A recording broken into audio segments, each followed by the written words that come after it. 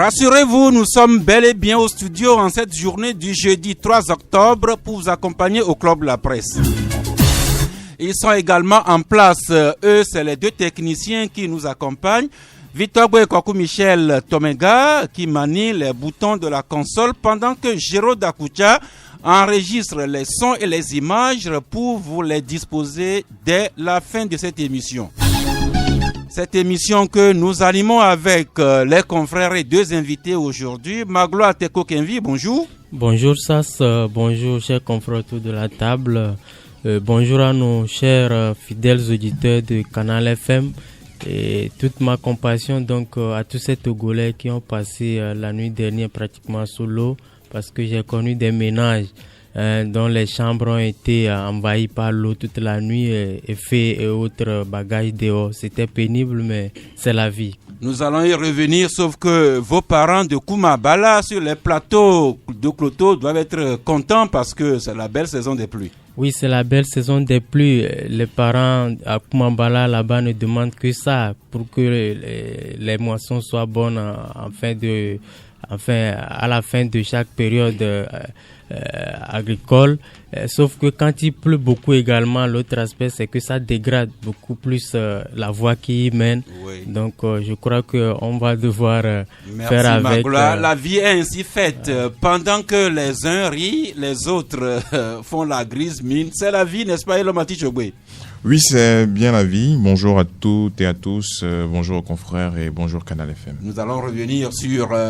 nous avons appris qu'après la pluie, c'est le beau temps. Vous nous direz si c'est comme ça également, notamment vous qui habitez le quartier. À Flao, à Kato, Ambroise Yao Konjo, bonjour. Non, on a un mauvais temps là-bas. Très mauvais. Okay. Parce que la route est complètement défigurée. Maintenant, moi, je dis bonjour également à toutes les auditrices et les auditeurs de Radio Canal FM. Et je voudrais profiter pour en appeler au ministre de la Sécurité et à ses collaborateurs d'être très surveillants sur les taximens. Je crois que j'ai le droit de lancer ce pic aux taximens sur leur attitude sur la voie, sincèrement parlant.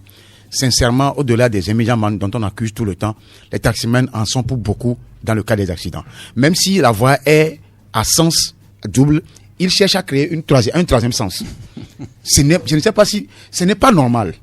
C'est-à-dire qu'il faut les taximens, ils font tout pour aller chercher leurs passagers au grand marché et finalement, ils créent des garbuges et des accidents sur la route. Merci. Chers amis taximens, vous nous rendez beaucoup de services, mais essayez quand même de vous conformer au code de la route et surtout en facilitant, en permettant aussi aux autres usagers de la route d'aller et de venir.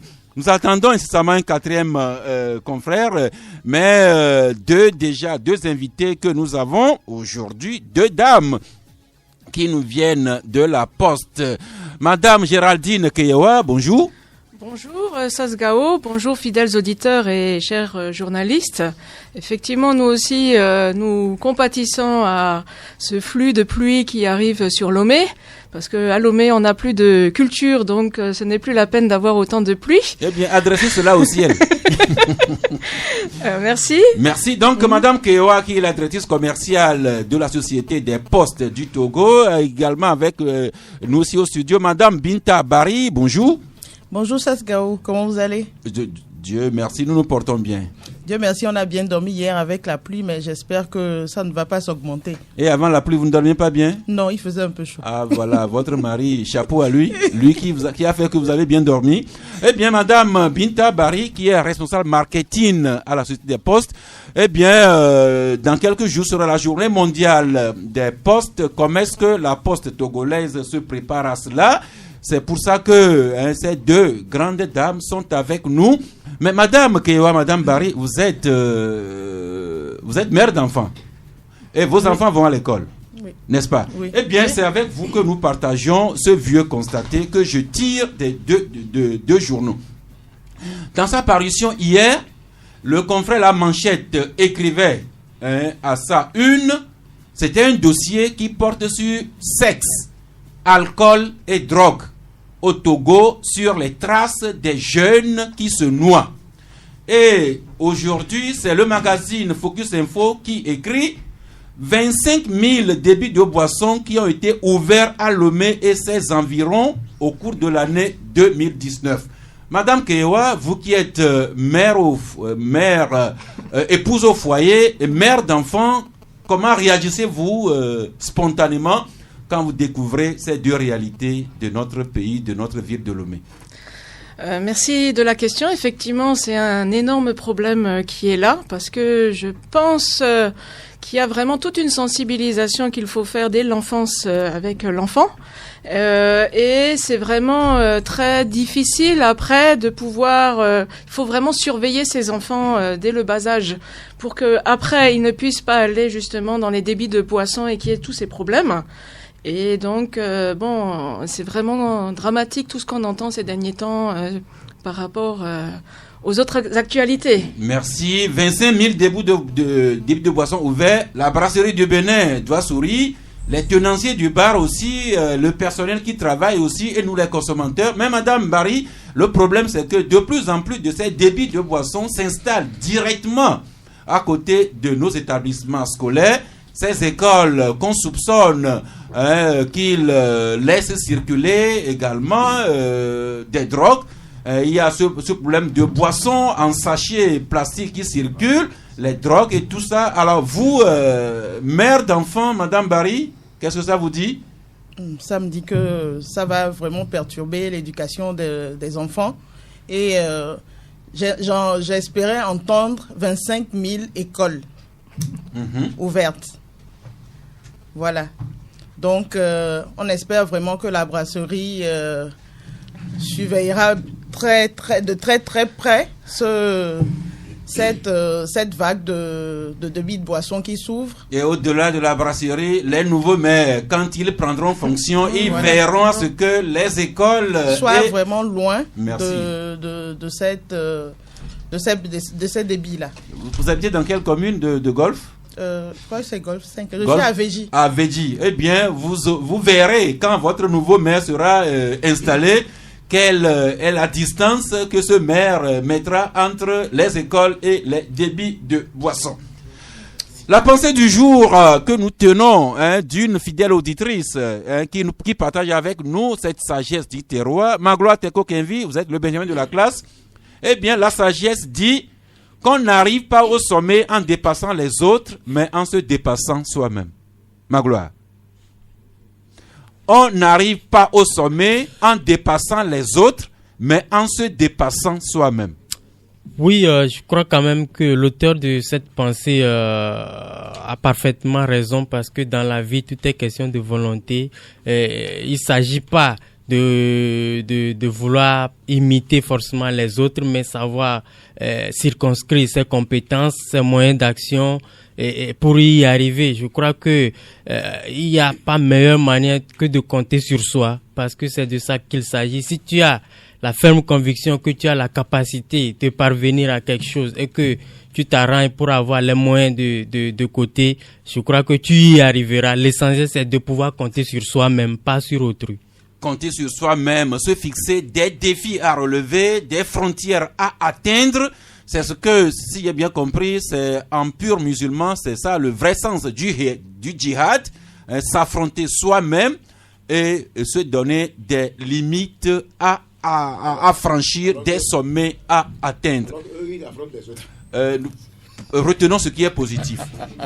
Eh bien, après la pluie, est-ce que c'est toujours le beau temps? Et ce matin, j'ai vu beaucoup de personnes m'ont appelé pour regarder le ciel avec inquiétude, surtout ceux qui habitent dans les environs du poste de péage de Zanguera.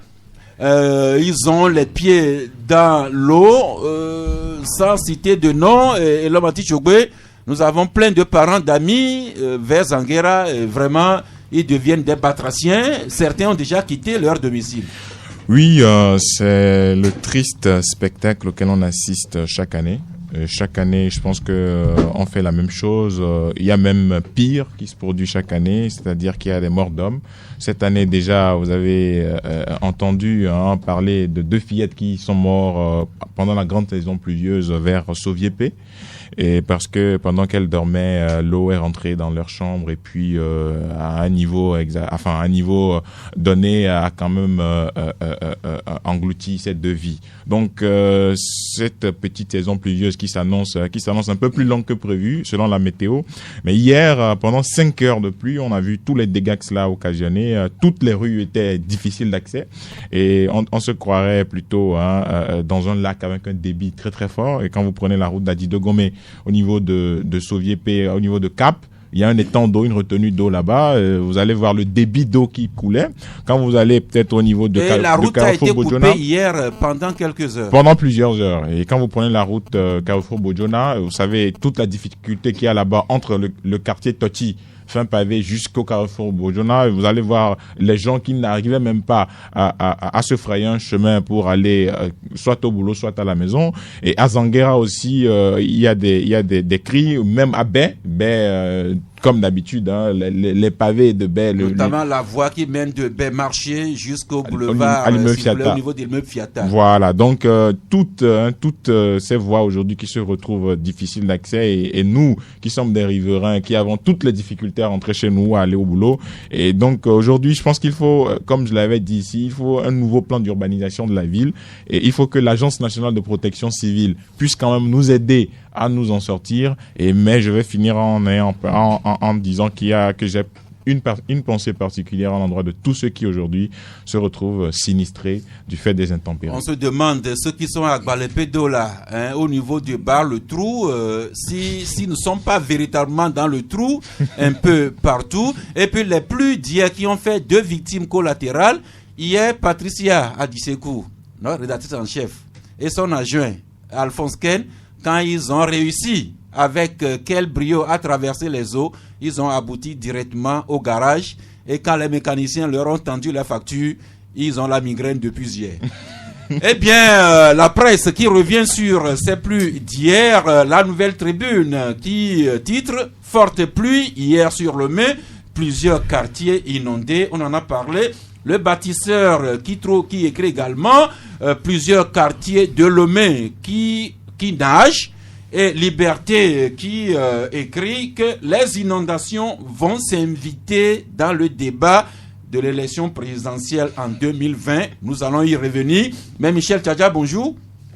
Bonjour Sass, bonjour aux confrères, bonjour à nos invités, bonjour aussi à nos auditrices et auditeurs. Et merci. Donc, suite à ces pluies, le ministère de la Sécurité qui demande aux parents d'élèves et aux élèves eux-mêmes d'être plus vigilants en ce temps de pluie, en allant à l'école et surtout en sortant de l'école, que les élèves et leurs parents redoublent de vigilance lorsqu'il faudra traverser les rues inondées, surtout au carrefour. Beaucoup plus de vigilance. Michel, je ne sais pas si vous avez déjà des enfants qui ont l'âge de l'école. Pourquoi pas? C'est que vous êtes déjà vieux. Mais ce que je voulais ajouter par rapport à tout ce que les confrères ont dit, c'est que moi j'étais un peu vers Togo 2000 quand la pluie a commencé. Donc j'ai dû quitter Togo 2000. J'ai parcouru un peu devant l'hôpital de Kégué. Je suis passé devant le camp des Bérets Verts avant d'arriver à Gbalepédo. Ça m'a permis d'avoir une idée de... C'est vrai que j'aime pas circuler toute la ville, mais j'aime pas circuler dans toute la ville, mais j'ai une idée à partir du tronçon que j'ai en tout cas emprunté. J'ai compris que nos ingénieurs, les ingénieurs, disons, en génie civil et militaire, nos topographes ont du boulot encore. Cette pluie m'a permis de comprendre que il y a un problème. Il y a un grand problème parce que je ne peux pas comprendre que les routes qu'on vient de faire à peine, que ces rues-là soient inondées. Notamment chez nous ici au carrefour Badago. Les rues qu'on vient devant l'hôpital qu'on appelle comme l'hôpital chinois de Kégué, devant le camp des Bérets Verts, au niveau des pavés d'Agbolepédo, un peu plus loin au niveau du carrefour Bojona, un peu plus loin. Alors, c'est des rues qu'on vient de faire. Et si on vit des situations, ça veut dire que, mais je ne sais pas si nos ingénieurs ont pris quand même le soin de prendre des dispositions. C'est pourquoi je dis, ils ont encore du boulot parce que vraiment, toute la ville de Lomé est dans une situation, on se demande s'il pleuvait un jour, toute une journée, 12 heures de pluie, ça veut dire que, mais c'est des hélicoptères qui vont nous évacuer de Lomé ici. Ça veut dire quelque part qu'il y a un grand souci au niveau des topographes et tout, ils doivent quand même redoubler d'ardeur. Merci. Mais il faut relever que hier, c'était des pluies exceptionnelles pendant plus de 5 heures avec des volumes d'eau inhabituels qui sont tombés un peu partout dans le monde. On assiste à des inondations, même des villes autrement mieux bâties que Lomé deviennent également la proie à ces phénomènes-là. Mais comme nous sommes chez nous ici, redoublons de vigilance et veillons à ce que les erreurs d'aujourd'hui soient corrigées demain. Ambroise. Oui, surtout, essayons de chercher les causes de ces pluies abondantes. C'est pratiquement une pluie diluvienne de plus de 10 heures de temps. Oh, 5 heures. Non. Ça y est, la pluie a été intermittente et a repris à un certain niveau selon les quartiers. Et nous sommes... La planète se réchauffe de jour en jour. Ça, il faut relever cela. Au niveau du climat, je crois que les pays qui sont situés au niveau de l'Afrique de l'Ouest, qui sont balayés par le vent froid du FIT, le front intertropical, auront plus à souffrir comme les îles Bahamas en ont souffert la dernière fois.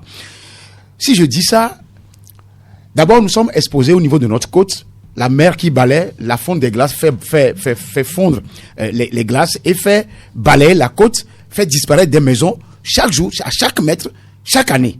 Ce qui veut dire que si on ne fait pas attention avec ça, au-delà des inondations que nous avons dans nos quartiers, des quartiers entiers peuvent disparaître de la côte d'ici 20 ans. Et je crois que le gouvernement fait des efforts à travers certains projets pour pouvoir lutter contre ça. Mais je crois que les maires qui sont élus, les conseillers municipaux élus aujourd'hui ont du boulot. Parce que quand tu rentres dans les quartiers, nous on était arrivés au niveau de l'autobus. Autobus c'est à Gbonsimé. On descend des pavés. On a dû rebousser chemin. Avant d'arriver à Bukavu, on a fait 30 minutes pour traverser 100 mètres. C'est pour vous dire que nous avons de sérieux problèmes. Lomé, je rappelle ça. Lomé est une ville située entre comment vous l'appelez, deux eaux. Les lagunes, Lomé, la vieille ville, et la mer qui est un peu plus élevée. Naturellement, quand il va pleuvoir, tous les quartiers seront inondés. Merci. Maintenant, les quartiers qui sont habituellement exempts, ou, comment vous l'appelez, qui sont épargnés, sont aujourd'hui aussi affectés. Notamment à Didogom, mais les gens préfèrent aller acheter à Didogom parce que là-bas, on disait que... Maintenant, c'est sérieux là-bas aussi. Ouais. Ah, Gouet, n'en parlons même pas. Donc, c'est dire que le gouvernement le problème a du boulot. Sérieux. Il y a déjà des domiciles, il y a des 100 domiciles fixes. Je n'ose pas citer de nom, mais une grande artiste de la chanson togolaise à la voix de Lyon. Je ne sais pas si elle va pouvoir rentrer chez elle aujourd'hui. Voilà, Magloire Teko Kenvi. Revenons à l'exhortation du ministère de la Sécurité pour les enfants. En ce temps de pluie, demandons à eux-mêmes, aux enfants, d'être plus prudents et que les parents veillent à ce que les enfants aillent à l'école et en rentrent si on a le temps d'aller chercher ses enfants à l'école, surtout en temps de pluie. Oui, je crois quand même que ça responsabilise beaucoup plus les parents parce que la nature nous impose ces lois. Il va falloir qu'en tant qu'humains, nous prenions les dispositions idoines afin d'éviter au maximum, le danger qui nous guette. Parce que aujourd'hui, les enfants, que ce soit à la maison, surtout que nos établissements scolaires, on sait les conditions dans lesquelles se trouvent ces établissements scolaires à Nikonakwe, tout près ici. Vous arrivez à l'EPP Nikonakwe, vous ne croirez même pas être dans une capitale. Hein? Ce qui veut dire que même à l'école, les enfants ne sont pas à l'abri des dangers liés aux aléas de la nature. Et donc, c'est beaucoup plus une responsabilité pour les parents de se dire que nous avons plus du boulot, à nous de veiller sur nos enfants au-delà de la menace permanente que qu'offre la nature, nous également à notre niveau, on peut s'arranger d'une manière ou d'une autre pour protéger nos enfants, les conduire à l'école, les ramener à la maison. On peut le faire parce que nos enfants, c'est notre avenir. Merci. On va finir avec cet appel d'un auditeur qui demande à vous qui êtes en voiture de faire attention aux motocyclistes et aux piétons quand vous circulez sous la pluie, parce que vous entrez un peu dans les trous, vous éclaboussez ceux qui sont à moto, à vélo, à pied. L'auditeur demande que vous qui êtes en voiture, vous ayez aussi une pensée pour eux. Et là, oui, c'est très important, mais le fait est que quand il y a un nid de poule sur une route ou une chaussée, quand il y a de l'eau dedans, vous voyez pas. C'est-à-dire que vous roulez et puis vous rendez compte qu'il y a un trou là et que vous tombez dedans. Et vous allez voir que subitement votre voisin de gauche ou de droite est tout sale et puis il y a là de la boue sur sa chemise. Moi, je vais dire juste un mot sur le changement climatique sur lequel a insisté Ambroise tout à l'heure. C'est très important. Je pense qu'on ne fait pas assez de sensibilisation sur le sujet. Vous allez voir que de janvier à avril, il y avait eu une forte chaleur sur Lomé. Très forte chaleur. Il y avait une chaleur infernale. On se croyait en période caniculaire en France, mais les gens n'arrivaient même pas à supporter. Les bébés suffoquaient. Et puis subitement... C'est que madame Binta Bari n'arrivait pas à bien dormir. Voilà. Et puis subitement, vous avez le contraire, tout le contraire, c'est-à-dire de fortes intempéries, des pluies qui ne finissent pas et tout ça. Et la météo dit que les pluies seront anormalement plus longues que prévu, c'est-à-dire qu'on aura jusqu'à mi-novembre. Et donc vous voyez qu'aujourd'hui, le monde est en train de subir les effets du changement climatique. Et donc il faut qu'on s'y adapte nous-mêmes au niveau de l'assainissement de nos villes, au niveau de la construction, comme l'a dit Michel tout à l'heure, et aussi au niveau de nos comportements citoyens, parce que nous aussi, en tant que citoyens, nous devons préserver les caniveaux et préserver l'environnement en ne connectant pas nos douches et tout ça, nos cuisines, à nos égouts. Voilà. C'est de petits efforts dont on n'est pas toujours conscient, mais dont les conséquences deviennent plus désastreuses. D'où encore cette pensée du jour qu'on a partagée il y a quelques jours, que chacun balaie devant sa porte et les rues seront nettes, seront propres. Si nous adoptons chaque fois, chacun à son niveau, de bons comportements, c'est la planète Terre qui sera plus à l'aise. Comme quoi, si chacun faisait son effort contre la corruption, nous arriverions à bout, n'est-ce pas Michel Tadja? Ah oui. Voilà, et la corruption dont nous nous plaignons, au niveau de l'État, on en est conscient, on a créé la haute autorité de lutte contre la corruption, la A+IA, mais cette lutte-là doit être l'affaire de tout un chacun. C'est pourquoi les journalistes se sont également mis dans la danse depuis le mardi 1er octobre. Beaucoup de journaux en parlent aujourd'hui, dont la Nouvelle Tribune à la page 3 qui écrit « Métocob s'associe à la lutte contre la corruption ». Et là, Métocob, c'est quoi? Médias togolais contre la corruption et le blanchiment. Voilà, des journalistes qui sont réunis au sein de Médias togolais contre la corruption au Togo. Ici, ils sont nés depuis le mardi 1er octobre. Flambeau des démocrates en parle aussi, qui écrit « Lutte contre la corruption, Métocob prend place ». Ouara les vainqueurs écrit lui aussi « Les médias togolais contre la corruption, Métocob apporte sa pierre ». Et Liberté qui va avec son style particulier. Le médicament anticorruption vient d'être trouvé. Et Liberté qui écrit que l'arsenal de lutte contre la corruption vient d'enregistrer un renfort de taille, sinon de poids. C'est Métocob. Métocob dont vous êtes le président. Michel Tadja, bonjour.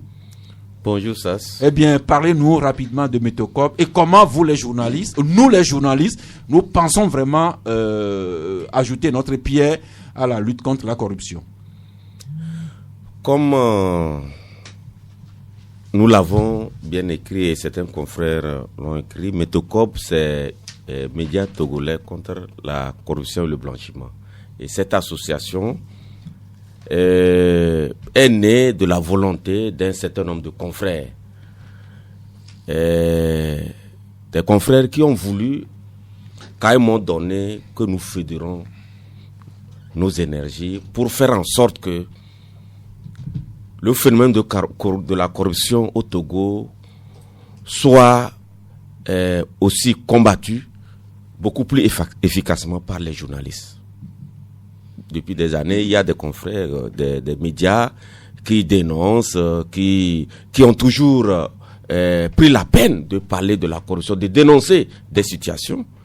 Donc ce n'est pas la première fois que la presse parle de la corruption, mais nous avons voulu qu'à partir de maintenant, avec cette association, que la lutte soit beaucoup plus efficace. Comment? Comme tu as posé la question, c'est que désormais, nous voulons, à partir de cette association, aller à la recherche des moyens. En tout cas, auprès des institutions, qui sont, en tout cas, illustrés dans le sens de cette lutte-là, pour se faire former efficacement. Parce que le phénomène de la corruption, c'est une question sensible, et lorsque un média ou un confrère veut aborder la question de la lutte contre la corruption, qu'il aborde avec beaucoup plus d'efficacité. Et vous savez, ça tu le sais, que les corrompus et les corrupteurs, le plus souvent, sont main dans la main pour effacer les traces, pour effacer les preuves, pour créer des barrières. Mais il faut qu'à partir de nos formations, à partir des outils que nous aurons, que nous arrivions à aller au-delà de ces barrières-là, travailler avec beaucoup plus de professionnalisme pour que lorsque nous sortons un dossier, lorsque nous dénonçons une situation, qu'on ne dise pas, voilà, il y a de la légèreté, ils ne savent même pas de quoi ils parlent, ils ne maîtrisent même pas le sujet. Parce que généralement, certains confrères le font bien, mais d'autres, pas très bien, parce que ne maîtrisant pas les contours de cette question très délicate. C'est pourquoi nous avons voulu, avec cette association, que tous les confrères qui désirent s'intéresser à cette lutte-là viennent pour qu'on travaille ensemble, qu'on ait partage d'informations, pour qu'au finish, nous contribuions un temps soit peu à cette lutte-là. Parce que l'État, en créant l'instrument, tu l'as dit tantôt, à Plusia, c'est qu'il en est conscient. Et au niveau mondial, on sait comment la corruption crée. Des journalistes qui se mettent dans la lutte contre la corruption avec leur micro et leur plume, mais ils veulent s'aguerrir davantage par des formations adéquates et des publications beaucoup plus pertinentes. Eh bien, cette association qui est née hier avec de grands parrains, puisque un représentant de la HAC a assisté à votre naissance, tout comme le directeur de la lutte anticorruption de l'OTR était également à vos côtés. Oui, le directeur de la lutte anticorruption au niveau de l'OTR, M. Nourundine Asendo, était à nos côtés pour nous apporter le soutien de l'Office togolais de recettes, parce que vous savez, quand on parle de corruption, suivez mon regard. Et donc, il a fallu à un moment donné que les médias quand même comprennent qu'à un moment donné, il fallait changer de fusil d'épaule, ce que nous voulons faire. Et si l'OTR, vraiment, nous avons été très heureux de constater que l'OTR a voulu nous accompagner.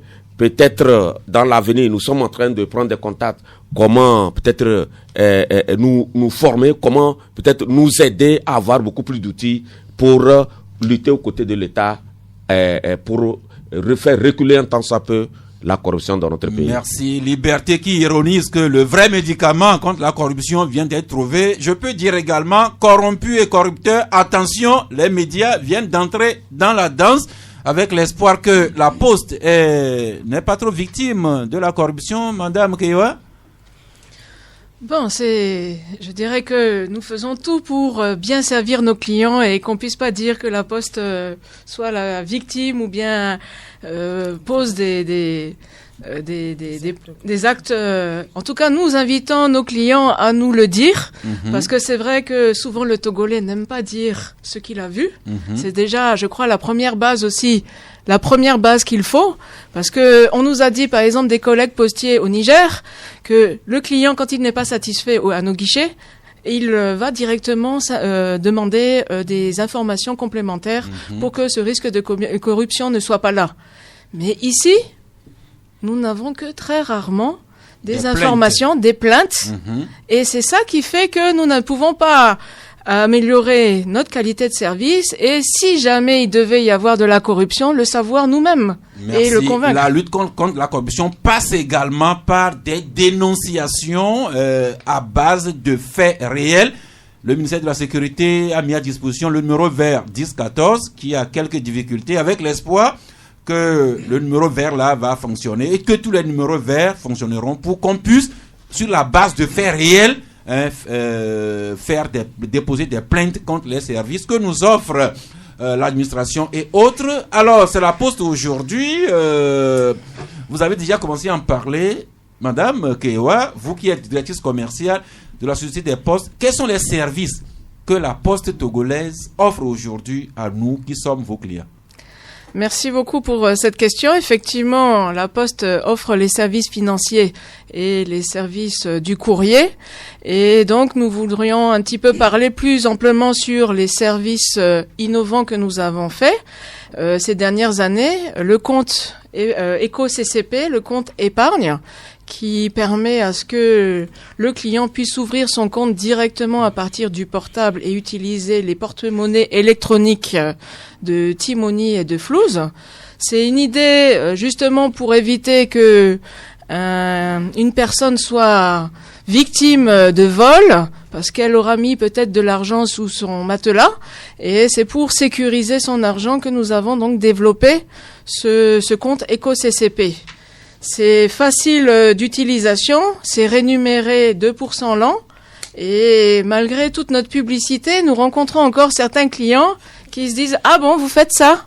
Et c'est un peu dommage que c'est peut-être que vous ne communiquez pas encore suffisamment, madame. Bon, il faut venir dire à la bouche des 7 millions de Togolais, à l'oreille des 7 millions de Togolais, comment on va faire. En tout cas, vous avez un canal privilégié, le Club de la Presse. Bien sûr, c'est pour ça que nous sommes revenus ici. Donc, le compte éco-CCP, qui est déjà opérationnel. Oui, depuis un an. Ensuite, autre service. Nous avons aussi le service de e-colis depuis le début de l'année. Je vais peut-être laisser Madame Barry, qui est la responsable du produit, en parler encore plus. Je me rappelle que vous étiez dans nos studios pour nous parler du lancement de ce nouveau produit. Madame Barry? Oui, Monsieur Sass. Donc, e-colis est un service qui vous permet, en étant au Togo, de commander en ligne sur les sites européens ou peut-être en Chine aussi, de vous faire réexpédier les articles que vous achetez en ligne. En étant au Togo, il faut juste vous inscrire sur notre site www.laposte.tg dans la rubrique e-colis, et à la fin, vous recevrez un lien. Et sur ce lien, lorsque vous le cliquez, vous aurez l'adresse de la Poste en France. Et c'est cette adresse-là que vous mettrez lors de votre achat en ligne sur le site européen ou le site de la Chine. AliExpress, par exemple. Et vos colis vous arrivent dans les meilleurs délais, vraiment sécurisés. C'est sécurisé. Et le service là, il marche bien. Oui. Mais passez toujours nous le rappeler. D'accord. Eh bien, dans quelques jours, le Togo, tout comme le monde entier, nous allons célébrer la journée mondiale de la Poste. Madame Kewa, vous nous rappelez la date? C'est la journée mondiale est le 9 octobre. Et en plus, cette année, c'est une fête spéciale parce que c'est les 145 ans de l'Union postale universelle, donc qui nous régit toutes les postes au niveau mondial. Eh bien, c'est une tradition que de telles journées soient placées sous un thème. Voulez-vous partager le thème de l'année 2019 avec nous? Le thème au niveau mondial, c'est livret de la croissance est synonyme de progrès. Et nous avons fait, avant de savoir ce thème-là, nous avons fait la Poste à l'ère du numérique. Ça va dans le même sens, c'est d'utiliser les technologies pour être dans les milieux les plus reculés et d'offrir les meilleurs services au niveau des populations. Et il faut savoir qu'il y a plus d'1 milliard de personnes dans le monde qui utilisent les services financiers de la Poste, de toutes les postes. Et donc, nous sommes le deuxième participant de l'inclusion financière au niveau mondial. Donc, la Poste togolaise à l'ère du numérique avec les services les plus innovants que vous continuerez à nous offrir. Eh bien, par quelle activité pensez-vous matérialiser cette journée mondiale de la Poste ici chez nous? Madame Barry? D'abord, le 9 octobre, la journée du 9 octobre, il y aura un don de sang à Nyekonakwe, à l'École nationale de poste, à partir de 9h. Donc, nous invitons tous ceux qui sont intéressés par le don de sang, ou tous ceux qui sont vraiment touchés par le manque de poches de sang dans les hôpitaux, à venir faire leurs dons. Ça, c'est une opération humanitaire de grande importance. Ce sera quand, madame? Le 9 octobre, à l'École nationale de poste à Niekonakwe. C'est juste à côté de notre bureau. Le bureau de Niekonakwe. Merci. Autre activité? On a 2 journées aussi, le 10 et le 11, où on invite nos clients ou surtout nos clients de boîte postale à qui on a envoyé des cartons d'invitation. Et nous profitons d'inviter d'autres personnes aussi à venir nous parler et partager avec nous sur le thème la poste à l'ère du numérique. Donc, nous invitons tous ceux qui sont intéressés à nous contacter au 93 10 26 26 pour confirmer leur présence. Voilà.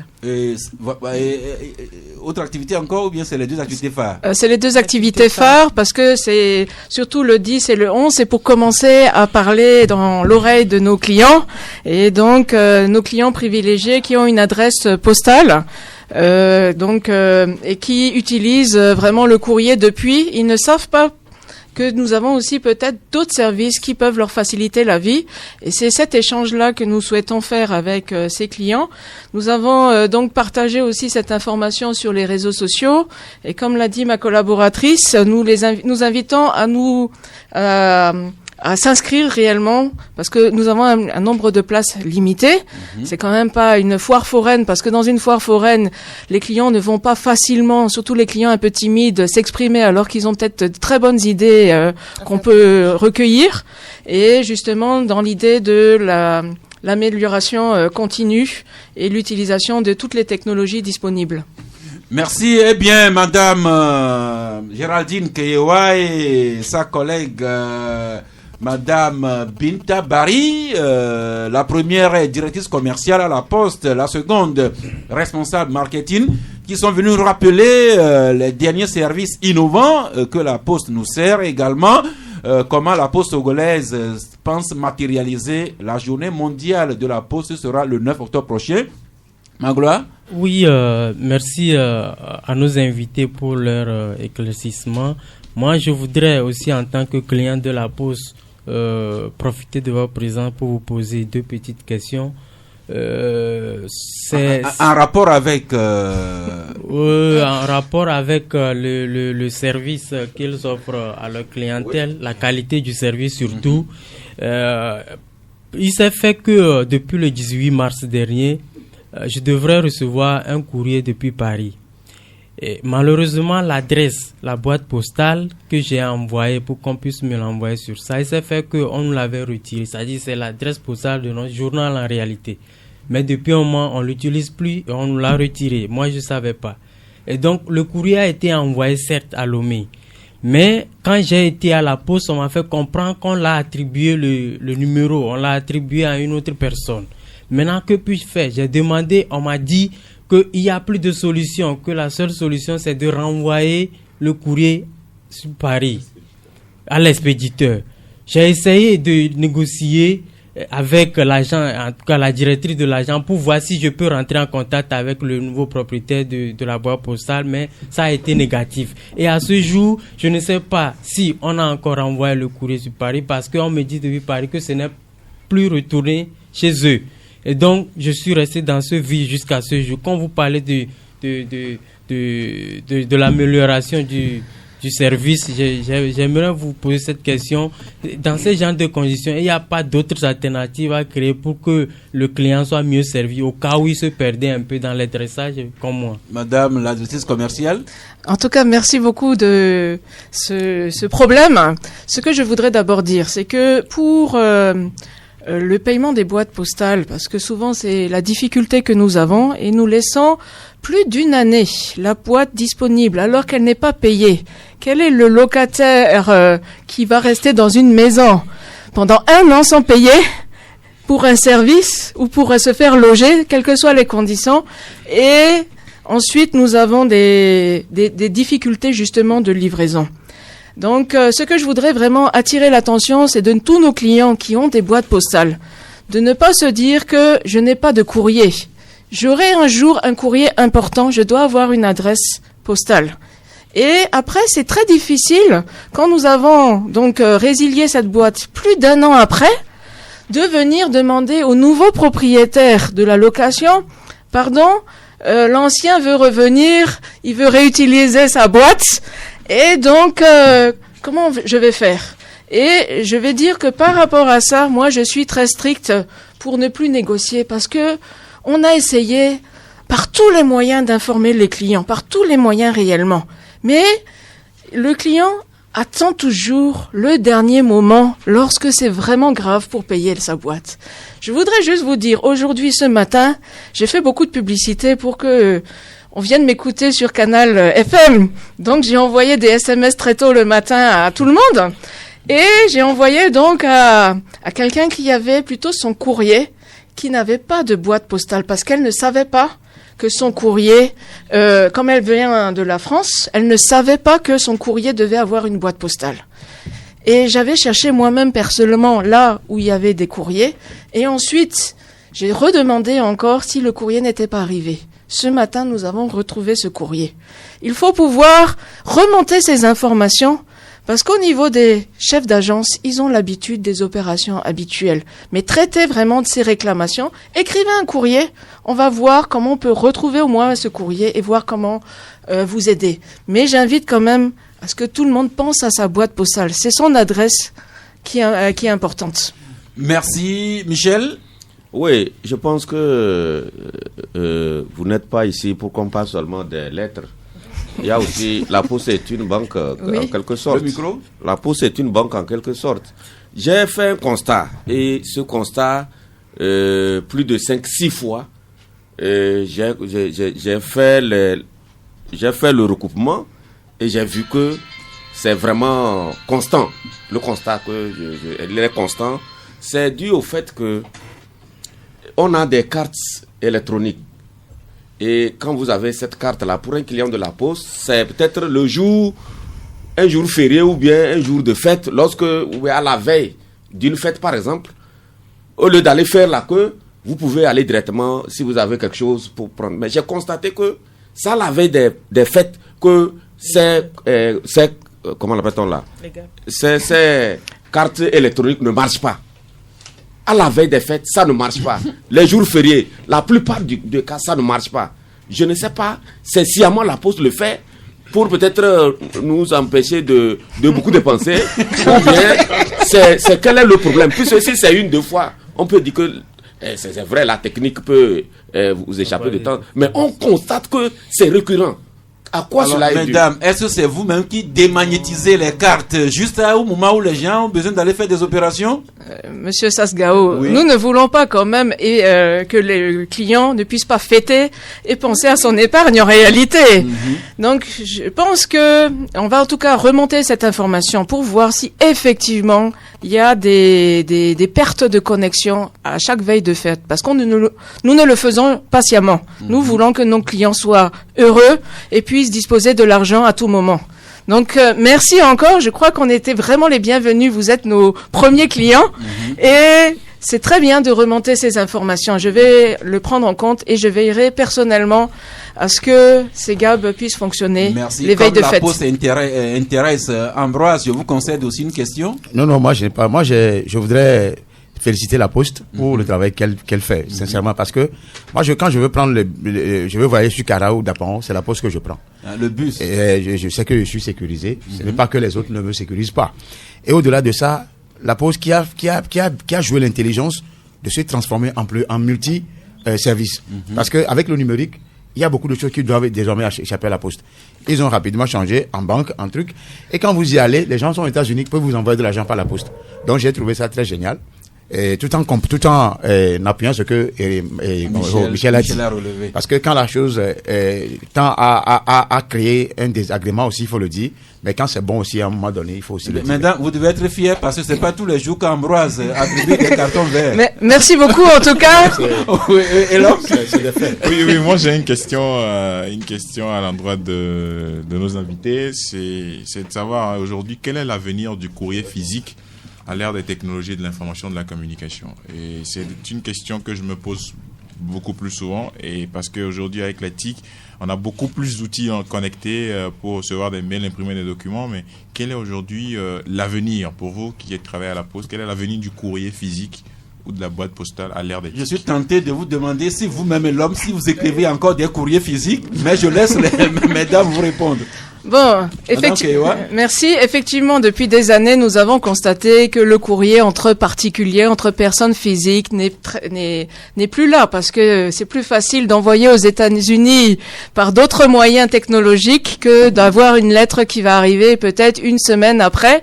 Mais je vais vous dire aussi à une amie en France, je lui ai envoyé un jour une carte postale quand j'ai voyagé et elle était très contente. Elle m'a remercié après par les moyens électroniques que c'est la première fois qu'elle a eu une lettre qui ne lui demande pas de payer une facture. Donc, ceux qui reçoivent encore de l'argent, justement comme notre ami Ambroise l'a dit, c'est bien aussi d'envoyer un petit courrier parce que les parents qui sont à l'étranger, dans leur boîte postale à leur domicile, ils ont plus de factures que de courriers personnels qui le liseront encore plus rapidement parce qu'avec la technologie, nous lisons très rapidement l'information. Nous ne prenons pas le soin de l'approfondir et même de le retenir, je dirais. Maintenant, l'avenir du courrier, c'est dans les colis, dans les lettres recommandées, les lettres suivies, les lettres qui sont tracées. Parce que là, nous avons vraiment la sécurité. Nous avons travaillé avec l'Union postale universelle pour pouvoir scanner à chaque fois des codes à barres et pouvoir suivre réellement. Et là, nous avons un service qui s'occupe de toutes les réclamations possibles. Il vous informe seulement où est votre courrier.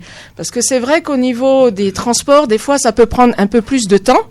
Mais c'est les courriers importants où vous envoyez peut-être des documents originaux et que je conseille à tous les auditeurs de recommander, même si c'est un tout petit peu plus cher. Mais demain, ça sera vraiment bénéfique pour lui. Après, il y a toutes les marchandises, tous les artisans qui expédient vers l'extérieur des produits de beauté, des choses comme ça. C'est ça l'avenir en réalité avec le e-commerce.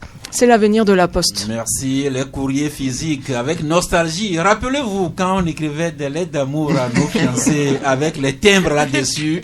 En tout cas, moi, je conserve religieusement ces enveloppes, ces timbres. Et quand je les relis, vous savez, j'étais très inspiré en la matière. Eh bien, venons quand même à l'actualité, notamment avec la décentralisation. Et nous commençons avec votre éditorial Flambeau. Vous écrivez éditorial le pyromane, entre guillemets, qui prend le pouvoir.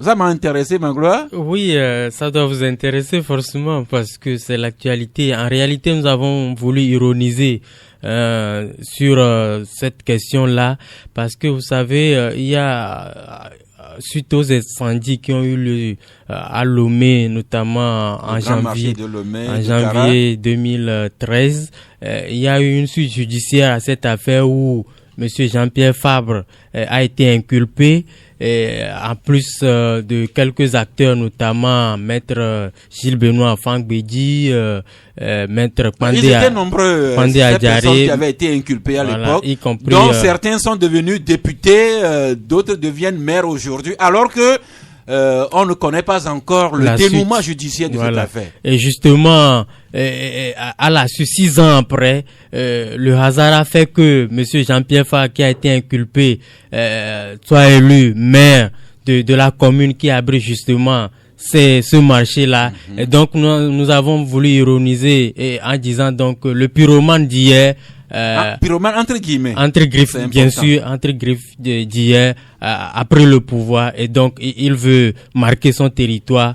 Et c'est ce que nous avons voulu dire à travers notre éditorial. Voilà un hasard que nous réserve l'histoire et les faits. Quelqu'un qui avait été inculpé pour avoir brûlé ce marché, cette personne-là est aujourd'hui maire de l'arrondissement et sa première bataille comme maire, c'est de chercher à voir les conditions dans lesquelles ce marché sera reconstruit. Et vous écrivez également que l'exercice du pouvoir, notamment avec les maires, s'apprend. Et par ce courrier, le président de l'ANC vient de donner le ton de ce que sera, ou bien de ce à quoi ressemblera la gestion des affaires de nos communes en relation avec les pouvoirs publics. Alors justement, cette fameuse lettre qui inonde les rues depuis juillet inspire Liberté qui écrit « Reconstruction du grand marché de Lomé ». Le maire de la commune Golfe 4 remet le Premier ministre à sa place. Autre journal, c'est Le Bâtisseur qui écrit, lui, à la page 5, reconstruction du grand marché incendié de Lomé. Le maire de Golfe 4, Fabre, recadre le Premier ministre Classou, pendant que Chronique de la semaine lui écrit Golfe 4, est-ce la République de Jean-Pierre Fabre quand le président de l'ANC court derrière les 22 milliards pour la construction du grand marché de Lomé et que Togo Matin lui écrit non encore installé, mais Fabre monte déjà sur ses grands chevaux. Et là, Mati Chogbe, c'est la polémique monstre entre Fabre et le Premier ministre sur le marché de Lomé à reconstruire. Bon, moi, je me permets de dire en fait que d'un point de vue juridique, le débat m'intéresse. Parce que au-delà de la polémique qui s'installe, quand vous relisez le communiqué de l'ANC, prenez-le sous un angle juridique. Le communiqué enfin, du maire de Golfe 4. Du maire de Golfe 4, voilà. Quand vous prenez... Oui, bon, en fait... Apprenons comme ça, après nous aurons l'habitude. Je ne suis pas habitué, donc il faut que je prenne l'habitude. C'est quand vous lisez bien le communiqué, sur le plan juridique, il y a matière à débattre. C'est-à-dire que... Mais moi, je ne m'y connais pas trop. C'est-à-dire les textes qui ont été cités dans le document... je ne suis pas juriste. Je veux bien laisser le son juriste de bien vouloir faire le débat, mais c'est un débat qui m'intéresse dans la mesure où on doit savoir jusqu'où s'arrête l'action de l'État dans le contrôle des mairies, par exemple, dans le contrôle des collectivités. Aujourd'hui, c'est la mairie de Golfe 4 qui dit qu'elle a plutôt le droit de pouvoir contrôler et l'appel d'offres et de pouvoir gérer tout ce qui est relatif à son territoire donné et qu'il ne relève pas de la responsabilité de l'État de le faire concernant la reconstruction du marché. Et donc, au niveau de l'État, qu'est-ce qu'on en dit? Parce que dans le document qui a été publié par le maire de Golfe 4, on parle plutôt d'une interférence du gouvernement dans les affaires de la mairie Golfe 4. Et donc, on demande que les fonds soient gelés et qu'on puisse véritablement confier le dossier à la mairie Golfe 4 pour gestion indépendante. Bon, maintenant au niveau du gouvernement, quels sont les arguments qu'on avance par rapport à ce document de la mairie Golfe 4 et quelles sont aujourd'hui les forces sur lesquelles se base le Premier ministre pour pouvoir instruire ses services de suivre la procédure de reconstruction du grand marché. Alors, le fait, c'est que les nouveaux maires, dont Fabre, ne sont pas encore installés. Mais il y a quelques jours, le gouvernement, par le Premier ministre, a déjà lancé l'appel pour recruter les entreprises devant reconstruire le nouveau le grand marché de Lomé. Et Jean-Pierre Fabre, dans sa correspondance, prend des mesures conservatoires. Il demande au gouvernement de suspendre tout le processus et que lui, le nouveau maire, il prenne connaissance de tous les dossiers et avise aux besoins. Ambroise. Jean-Pierre Fabre a raison. Je vais droit au but. Parce que même sur le terrain juridique, le Premier ministre n'aura jamais raison. Je sais que au Togo, on a essayé de créer des mairies, on a morcelé la ville de Lomé. Ce qui n'est pas ailleurs, à Paris, à Istanbul, partout, pour des raisons qui sont propres à ceux qui sont au pouvoir. Le cas spécifique, c'est que même si le Premier ministre ou Jean-Pierre Fabre va directement devant le tribunal administratif, il va avoir raison. Sauf que ce juge-là aussi soit corrompu parce que ce problème est réglé directement par les tribunaux administratifs, le juge administratif. Et dans ce cas précis, le test dont fait mention Jean-Pierre Fabre est clair. C'est le maire qui gère les marchés. Partout dans le monde. Le Togo ne fera pas exception parce que le Togo est dans une bulle. Merci, mais et l'homme reconnaît un peu son ignorance en matière de juridisme sur la question. C'est pourquoi on s'en tient juste à rappeler quelques faits. Je suis un apprenti juriste. Merci beaucoup. Moi, je ne le suis pas, donc je voudrais bien apprendre. Eh bien, ma gloire, le tableau, c'est quoi? Nous avons fait les élections locales le 30 juin et les autres le 15 août. Bon, mais les maires ne sont pas encore entrés en fonction. De l'autre côté, le gouvernement a lancé le processus depuis il y a quelques années, c'est le gouvernement qui a recherché les fonds et c'est le gouvernement qui lance maintenant l'appel à candidature pour recruter. L'entreprise devra reconstruire le marché à hauteur de jusqu'à 22 milliards, c'est ce qu'on dit. Alors, il y a beaucoup de textes en la matière. Est-ce que vous retrouvez-vous? Honnêtement, comme Elom l'avait effleuré tout à l'heure, c'est beaucoup plus sur un terrain juridique qu'on va pouvoir se comprendre sur le sujet. Parce que, en réalité, moi, je félicite également l'audace du maire de Golfe 4 parce que ça relance au-delà de tout le débat sur les compétences et les domaines d'action de chaque conseil municipal. Parce que ils sont plusieurs à être élus, conseillers municipaux, maires même, sans pouvoir avoir une idée véritable sur leur champ d'action, leur domaine d'action. Et donc, en le faisant, monsieur Jean-Pierre Fabre, aujourd'hui maire de la commune Golfe 4 d'Amoutique V, relance le débat et il va falloir que débat juridique contre débat juridique, que la primature aussi avance ses arguments parce que quand vous voyez le courrier du maire de Golfe 4, c'est motivé par des documentations, des textes. Il cite des articles de la loi portant décentralisation aussi. C'est bien motivé et donc moi je me dis je ne suis pas trop placé pour pouvoir dire tel a raison, tel n'a pas raison. Seulement ce que je sais, dans une république, quand il y a certes les communes qui sont indépendantes ou autonomes dans leur gestion, il y a également un pan de pouvoir qui est réservé au pouvoir public, qui est le gouvernement. Et donc, quand j'ai essayé de fouiner un tout petit peu, j'ai découvert que en réalité, le domaine, le champ d'action d'une commune est régi par un code de décentralisation de collectivités locales et des lois de transfèrement de pouvoir. Maintenant, qu'est-ce qui se trouve concrètement dans ces lois togolaises-là? Je ne maîtrise pas trop. C'est pourquoi je dis... Vous passez à Edith Togo pour acheter la brochure portant sur cette loi-là. Bien évidemment. Michel? Justement, c'est de ça qu'il est question. Parce que moi, j'ai l'impression que si Jean-Pierre Fabre a pris sur lui d'écrire cette lettre au Premier ministre, comme vous l'avez dit aussi, c'est qu'il s'est appuyé sur un certain nombre de textes qui réglementent en tout cas ces genres de situations. Et aujourd'hui, ce que nous ne savons pas trop, c'est les espaces que les conseillers, les maires et conseillers, les espaces dans la gestion des communes, les espaces que les maires et les conseillers occupent dans la gestion des affaires des communes. Il faut qu'on maîtrise ça avant de se prononcer. Et c'est peut-être quand nous allons découvrir, nous allons apprendre à connaître ces tests-là, puisque actuellement, Magloire le disait, il y a des gens qui sont élus mais qui ne maîtrisent pas actuellement ce qu'ils ont à faire. C'est pourquoi il fallait quand même passer par des formations, expliquer les tests aux gens, parce qu'il ne faut pas qu'à un moment donné que certains maires considèrent leur commune comme des républiques, excusez-moi, entre guillemets. L'État est là, le gouvernement est là, et qui a son œil toujours dedans. Mais maintenant, à quel degré? C'est de ça qu'il est question. À quel degré? Donc, la chronologie des faits, je rappelle que le gouvernement a initié ce processus-là depuis longtemps. C'est le gouvernement qui a rencontré les bailleurs de fonds, qui a recherché les fonds. C'est le gouvernement qui vient de lancer l'appel. Certes, l'appel à candidature a été lancé après que les maires ont été élus, mais ils n'ont pas encore pris fonction. Alors, qu'est-ce que le droit dit en la matière? Madame Kewa, je ne sais pas si vous y connaissez un peu mieux que nous.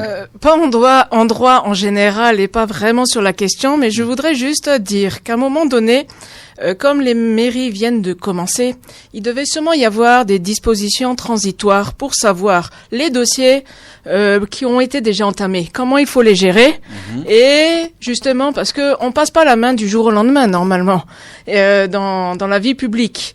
Et juste pour dire par rapport à ce qui s'est passé en France, par rapport aux nouvelles régions qui ont été construites il y a quelques années, on a constaté la dernière fois, il y avait la Cour des comptes qui disait que ça n'a pas permis les économies qu'on nous avait annoncées. Donc, cette nouvelle structure des mairies, il faut qu'on sache réellement, comme les autres l'ont dit, quels sont les pouvoirs et justement comment faire cette coupure de gestion entre l'administration peut-être et l'administration locale par la suite. Voilà. Et nous sommes presque tous ignorants en matière de décentralisation. C'est un exercice qu'on va apprendre au jour le jour. Et Jean-Pierre Fabre a peut-être le mérite d'entonner la chanson. Et oui, je pense que c'est un gros pavé jeté dans la mare. Et puis, je sais pas si vous faites un peu le lien, mais vous aurez dû comprendre que l'incendie des marchés, c'est une affaire criminelle. Vous vous rappelez, il y a plusieurs années que ça a eu lieu, et c'est considéré comme un crime d'État. Et donc, le gouvernement est interpellé sur le premier point, c'est-à-dire on a considéré ces incendies comme étant des crimes d'État. Premier point. Deuxième point, il se fait que celui qui aujourd'hui est élu comme maire de Golf 4 a été hier inculpé comme étant présumé auteur de l'incendie. Troisième point, le délit du corps est là, n'a pas été détruit. D'accord. Ça a été détruit plus tôt. Le délit du corps a été détruit. On n'a pas bouclé l'enquête. On ne connaît pas aujourd'hui les résultats. C'est le corps du délit qui a été détruit. Oui, le corps du délit a été détruit, mais on n'a pas bouclé l'enquête. Oui. On n'a pas bouclé l'enquête. On ne connaît pas les vrais auteurs. Il n'y a pas eu de jugement jusque-là. Il n'y a pas encore eu. Oui, mais ça prend du temps. Mais pendant ce temps, nos mamans, mais ils sont là, elles sont là, mais elles souffrent. Donc, jusque-là, on n'a pas. Celles qui sont là et celles qui sont déjà décédées de l'autre côté. Voilà. Donc aujourd'hui, mais cette affaire, ça a pris quand même un temps fou. Donc aujourd'hui, il faut que le gouvernement nous dise comment ça se passe, où est-ce qu'on en est avec la gestion du dossier. Et donc je pense que c'est très intéressant cette réaction. Merci. Certains de ceux qui ont été inculpés, Jean-Pierre Fabre, Agboyome Kodjo, aujourd'hui, Agboyome est député à l'Assemblée nationale. Fabre est maire. Un autre inculpé aussi, mon cousin Alphonse Pogo, a été déjà député. Il a bouclé son mandat. Abouas Kaboua et bien d'autres. Et pendant ce temps, certains inculpés continuent à croupir en prison. Le jugement n'a pas encore eu lieu. On dit que les enquêtes ont été bouclées. Certains sont morts, comme le pauvre Yakanou qui a laissé ses veuves et ses orphelins. Jean-Pierre Fabre aura le mérite de jeter vraiment un gros pavé dans la mare. Dans cette affaire-là, on va comprendre les prérogatives qui sont les siennes dans la commune Golf 4. Peut-être que le dossier judiciaire sera aussi relancé pour qu'on sache exactement ce qu'il en est. Vous nous excusez d'avoir un peu pris du temps sur votre temps d'antenne. Juste le temps que nous adressions un coucou à nos partenaires, puis nous vous ouvrons l'antenne. 93.5 Canal FM. Eh bien, avec à nos côtés les quatre confrères Magloire Teko Kenvi, Ambroise Ponjo, Elom Atichogbe, Michel Tchadja, et nos deux invités qui nous viennent de la Poste, Madame Géraldine Keyewa et Madame Binta Bari. Vous vous rappelez les sujets que nous avons traités, peut-être que l'un ou l'autre vous intéresse. Le premier de la classe, bonjour. Bonjour Sam, Oui. Oui, mon nom c'est Georges. Georges, oui. Ah oui, je vous appelle de Legbasito. Legbasito. Ah oui, bon, je vais signaler un cas concernant la situation, quoi, la pluie d'hier, quoi. En fait, nous avons un CMS à Legbasito ici, là, inauguré par le Premier ministre. Et il y a une situation que je ne comprends pas. Vraiment, j'ai du mal à comprendre ça. Je vais poser la question. Ok, posez la question. Lorsque vous arrivez, par exemple, le grand contournement qui quitte les échangeurs pour aller vers Noépé, là. Bon, lorsque vous allez dévier pour venir au niveau du CMS inauguré par le Premier ministre. Oui. Vraiment, je ne comprends pas. Il y a une étendue d'eau là-bas. C'est-à-dire à quelques centimètres. Lorsque vous êtes au niveau du CMS, là-bas, c'est que vous regardez la route comme ça, là. Oui. Même s'il y a une femme enceinte au niveau de la route là, elle ne peut pas venir au niveau du CMS.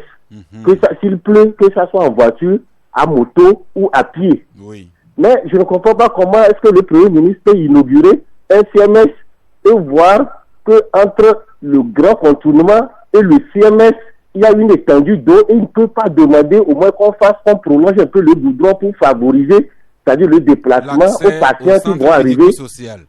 Vraiment, j'ai du mal à comprendre ça. Merci Georges. Et merci de le dire à haute voix au Club de la Presse. Michel, c'est votre quartier, ça? Non,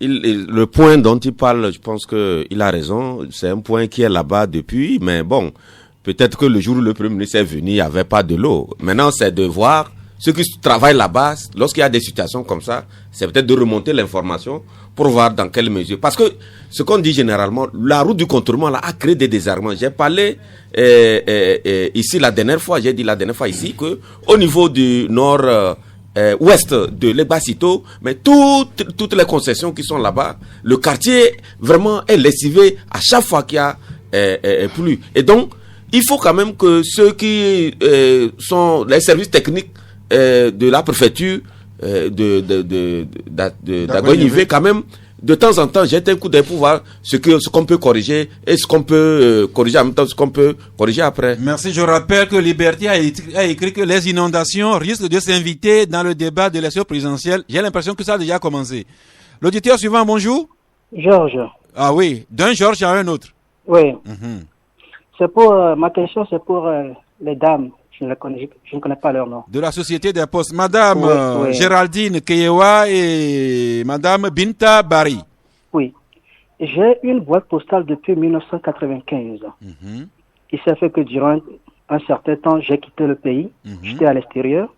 J'ai toujours conservé la boîte. Et vous payez régulièrement? Je paye toujours. Je suis en règle. Okay. Mais étant aux États-Unis, mon petit frère avait la clé. Je suis revenu au pays. Il a un peu égaré la clé. Il n'a pas perdu la clé. On m'a envoyé un courrier important. J'ai été là-bas leur dire que j'ai pas la clé. Je leur ai donné mon carte d'identité de me donner le courrier. Ils ont refusé. Je ne sais pas si c'est normal.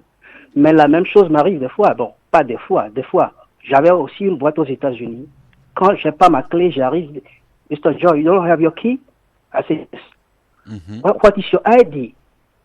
I have to show them my ID, and they will give me my mail. J'espère que votre anglais est correct, hein, Monsieur Georges. C'est correct. Ok. Donc, quand je leur donne ma carte d'identité, ils vont là-bas. À un moment donné, ils savent qui je suis. Donc, si j'ai pas la clé, ou bien la clé c'est dans la voiture, que bon, je ne voulais pas éteindre la voiture pour que les policiers ne me donnent pas les tickets. Je rentre ici, ils sont refusés. Merci Georges. Madame Keyoa va vous répondre. Merci de cette question. Effectivement, nous avions voulu il y a très longtemps lutter contre la corruption, et c'est-à-dire la remise directe au client du courrier, et la boîte reste impayée pendant des années. C'est vrai que nous... Non, Georges dit que lui paie régulièrement. Oui, ça, il va peut-être nous donner son numéro son numéro de boîte postale, et on pourra bien faire les vérifications pour justement recadrer nos agents, parce que la procédure à l'heure d'aujourd'hui, c'est si le client est en règle, il peut recevoir momentanément, pendant juste une période où on recherche activement les clés, sinon il y a la disposition de changer des clés. C'est la même chose quand on a perdu sa clé pour rentrer dans son logement, il n'y a pas quelqu'un qui va vous demander de rentrer par la fenêtre. Voilà. Merci. Georges, si vous êtes en ligne, vous donnez votre numéro hors micro technicien, il est parti. Le suivant, bonjour. Bonjour, monsieur Sass. Oui. C'est Papa Sibiti. Oui, mon cher vieux de Djidjolé. Oui, vous avez parlé, je voudrais intervenir pour les inondations. Les inondations, là, nos ministres, nos maires, chez nous, c'est le maire avocat. Compte tenu de son efficacité, moi, je ne juge pas les gens selon leur parti. C'est leur efficacité. Nos collecteurs vont être bouchés. C'est de moi et à Debayor, allant à l'Oméga. Comment faire pour les déboucher? Est-ce qu'on ne peut pas faire des caniveaux? Maintenant que c'est les maires, où est-ce qu'ils vont trouver? C'était la Banque mondiale. Ils vont trouver l'argent pour nous faire des caniveaux ouverts profonds à partir du fils du président de la République et sur les armes et à Debayor venir mettre dans les choses. Bon, deuxièmement, hier vous avez entamé des sujets de politique. Je n'ai pas pu intervenir à partir de Goulousti. Il faut les relancer. Aujourd'hui, Victor FM a lancé les inondations. Vous reprenez ça. Nos ministres, nos maires, ils n'ont qu'à sortir quand il pleut. C'est comme ça qu'Obasanjo faisait quand il est revenu de sa formation. Quand il pleut, il suit le cours des eaux. Et dès que la pluie finit, il dit il faut faire des caniveaux ici. Les nôtres sont dans leur bureau. C'est pas normal. Moi, j'ai été chef de l'enseignement. J'étais toujours sur le terrain. Merci beaucoup. Je vous en prie. Magloire? Oui, plutôt, Ambroise. Juste dire que ce que M. Djibiti a dit est une réalité. Parce que dans ce pays, je ne vois jamais un ministre sorti comme le fait au Bénin, au Gabon, Yahi Boni et le président malade actuellement au Gabon le fait. Ali Bongo. Ils sortent même dans l'eau avec des casques à la tête, des bottes, pour rentrer dans l'eau, pour constater de visu ce que les quartiers vivent. Ils ne font pas, ils sont dans leur 4x4, ils rentrent directement dans le garage. Le lendemain, ils ressortent pour aller au bureau. Peut-être que les maires feront autrement que les ministres. C'était un peu ce que Humbo aussi a fait. On a vu qu'à des périodes de grande pluie... commencé. Oui, il avait commencé. Il va falloir que chacun essaie d'imiter de bons actes. C'est tout ce qu'on dit tous les jours. Merci. Et à l'endroit des ministres, il y a quelqu'un qui dit que l'amitié se nourrit de petits gestes de proximité. L'auditeur suivant, bonjour. Allô, bonjour. Oui. C'est monsieur Komala. Komala, oui, vous êtes en ligne. J'aimerais dire d'abord... Vous voulez parler un peu plus fort et un peu plus vite, s'il vous plaît? Lorsque le ministre de la Sécurité il sort sur les médias pour demander à la population d'être vigilante parce qu'il y a de grosses pluies qui menacent. Mais maintenant, de leur part, ils ne font pas ce qu'il faut. Mais ils demandent à la population d'être vigilante. Et qu'est-ce que vous voudriez que les ministres fissent? Mais monsieur Sav, ce dont vous avez discuté, on voit clairement qu'il y a beaucoup de choses, beaucoup de manquements au niveau du gouvernement. Concrètement. Les bassins de rétention qu'il faut créer à certains endroits pour éviter des inondations. Est-ce que ce n'est pas des choses que le gouvernement peut faire avant de passer sur les antennes pour dire à la population d'être vigilante? Merci, M. Komla. Nous avons déjà beaucoup abordé ces questions, ce que le gouvernement a fait et mal fait, ou bien ce qu'ils n'ont pas encore fait. Au suivant, bonjour. Oui, bonjour, M. Sass. Oui. Oui, je vous appelle d'Amoutivé. Amoutivé, la commune de Golfe 4. Justement. Oui, nous vous recevons. Ouais, figurez-vous que ça tend à devenir une république et nous en serons. Vous voulez parler un peu plus fort, s'il vous plaît? Je dis que ça tend à devenir une république et nous en serons très très fiers. Félicitations à M. Fabre qui commence par marquer son territoire. Et comme vous l'avez si bien dit, je crois que la bataille ne fait que commencer. Je voudrais féliciter les deux dames invitées dans vos studios là-bas. Les deux dames de la Poste. Oui. Et je crois que s'il y a un service d'État où l'accueil est vraiment chaleureux, ce sont les postes. Ah bon? Vraiment, félicitations à ces dames-là. J'espère que vous ne faites pas Goïta ou bien à Talakou plutôt aux deux dames. Non. C'est pas à Talakou. D'abord, DG. Elles-mêmes, elles plaignent parfois de ne pas recevoir des plaintes ou des je ne sais pas, des plaintes. C'est parce que le service est bon. Oui. Et vraiment, je voudrais inviter les autres services d'État à aller à l'école, n'est-ce pas, de la Poste en ce qui concerne l'accueil des clients et le service et la prestation. Vraiment, une fois encore, félicitations à la Poste. Merci. Mesdames, je vous vois boire du petit lait là. En tout cas, merci beaucoup, monsieur. Moi, je voudrais simplement dire que s'il y a eu tous ces changements, c'est la formation. Il faut pouvoir avoir de bonnes habitudes. Pensez d'abord à quel est le geste que moi-même je peux faire dans l'État, et ensuite l'État va aussi nous aider à continuer ce petit geste. Devant sa porte et les rues seront nettes. L'auditeur suivant, bonjour. Monsieur Sass, bonjour. Je vous appelle de Kélegouga. Oui, Kélegouga. J'appelais avec indignation, mais les deux dames, avec leur explication, me donnent un peu de sérieux. J'appelle par rapport à deux sujets. Premièrement, l'inondation. Nos rétentions d'eau sont mal faites. Ça, c'est un. Je ne suis pas technicien, je ne veux pas en discuter. Deuxième point, Togo cellulaire. Si vous pouvez seulement recevoir une personne de Togo cellulaire pour nous expliquer ce qui se passe avec nos forfaits, ça nous ferait du bien. Hier, j'ai perdu près de 18 000 francs du crédit. Ah bon? Dans le de forfait. Je les ai appelés, je les ai suppliés. Comment on va faire? Je viens de faire encore d'autres forfaits, mais ça ne s'accumule pas. Mes crédits vont partir. Ils ont promis de faire quelque chose aujourd'hui, le 3 de plusieurs parties. Eh bien, avec indignation. Merci. Espérons vivement que, enfin, nous allons approcher la direction générale du Togo cellulaire avec l'espoir que nous aurions également une personne autorisée pour nous parler de cette société. Allô? Oui, bonjour. Bonjour, monsieur Sass. Oui. Je salue tout le plateau. Nous vous saluons aussi. Oui, vous avez ici monsieur Hezoué. Hezoué. Oui. Jasmin. À la pierre. Ok, j'aimerais me prononcer sur les inondations qu'on constate ces derniers temps. Oui. Bon, souvent... vous voulez éloigner un peu le poste récepteur? D'accord. Bon, je disais que souvent, on dit que il y a des zones inhabitables. Et c'est pour cela qu'on constate souvent des inondations un peu partout. Oui. Mais j'aimerais plutôt dire que, en réalité, il n'y a pas de zone inhabitable. Il n'y a que des politiques d'aménagement qui sont mal conçues. En ce sens qu'il y a des îles dans ce monde qui sont construites sur des eaux. Et il y a des bas-fonds qui sont habités. Mais est-ce que les politiques d'aménagement sont réellement bien pensées par rapport à notre ville, principalement Lomé? Donc voilà, c'est un problème. Et nos ingénieurs, généralement, sont dans un éternel recommencement, un mythe de physique, si je pourrais le dire.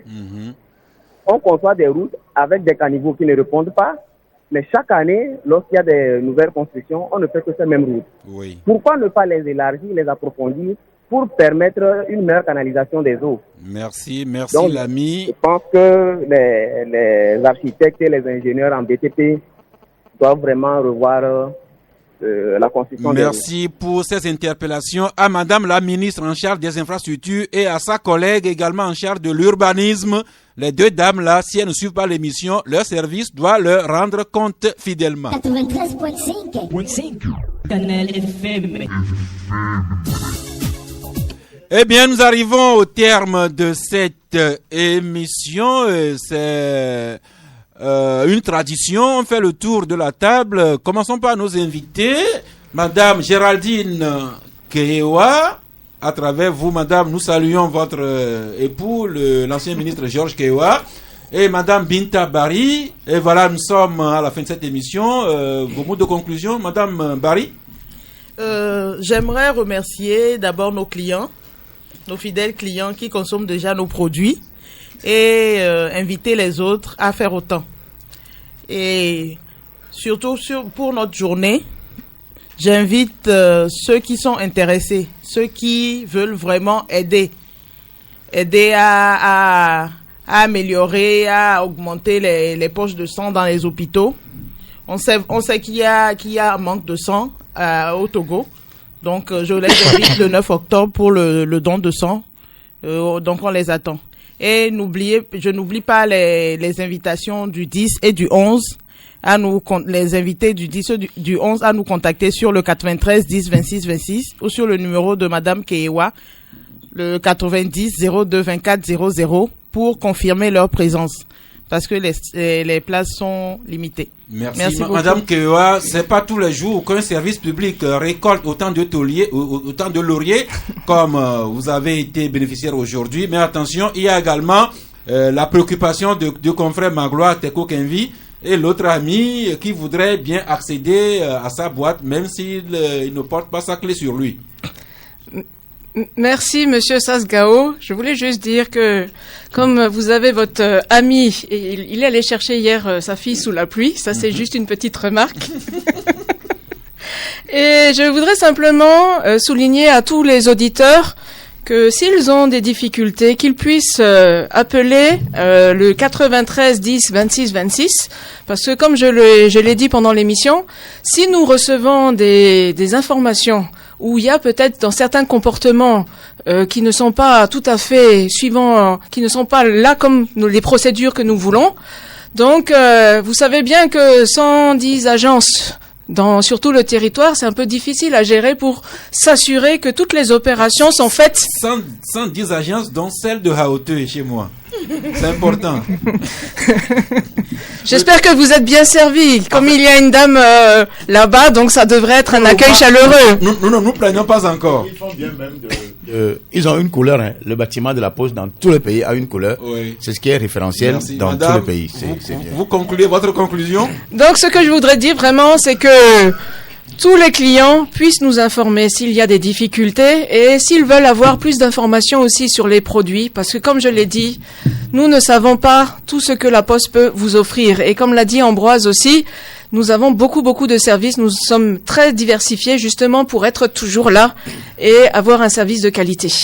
Eh bien, le Club de la Presse vous reste ouvert quand vous le souhaitez. Vous connaissez le chemin, madame? Eh bien... Je voudrais ajouter aussi qu'on est présent sur les réseaux sociaux, Instagram, Facebook et Twitter, et notre numéro, le 93 10 26 26, est sur WhatsApp. Donc, vous suivez la Société des Postes du Togo. Réellement à l'ère du numérique. Vraiment. Merci beaucoup. Et que la connexion soit en abondance et en fluidité. Ambroise Yao Kondjo, votre carton? Oui, mon carton s'adresse à Togocel. Ça y est, un carton jaune. Un carton jaune pour le moment, parce que je crois qu'il faut changer la fonction commerciale là-bas. Hein. Je vais aller droit au but. Non, c'est votre style. Oui, que à faut te dire, puisse changer. Je sais pas si c'est le directeur commercial ou c'est le chef marketing qui a un problème. Parce que ça devient une pourriture, Togocel. Il faut que qu'on soit clair. Ça dit que vous achetez un méga une semaine, c'est 2 jours que ça fait. Et vous appelez même, personne ne vous répond. Merci. Pour le moment, vous commencez par carton. C'est carton jaune. Prochainement, c'est carton rouge sans qu'ils on s'en tient aujourd'hui. Okay. Magloire, t'es coquin vie? Oui, mais Ambroise a marché sur ma langue. Mais moi, je dis, à défaut d'un carton rouge, j'adresse un carton jaune toujours à Togocel. Parce que vous ne pouvez pas imaginer que ce matin, moi, j'ai rechargé mon portable d'une unité de 1000 francs pour pouvoir effectuer un appel. Je lance l'appel, on me dit que votre crédit est insuffisant pour effectuer cet appel.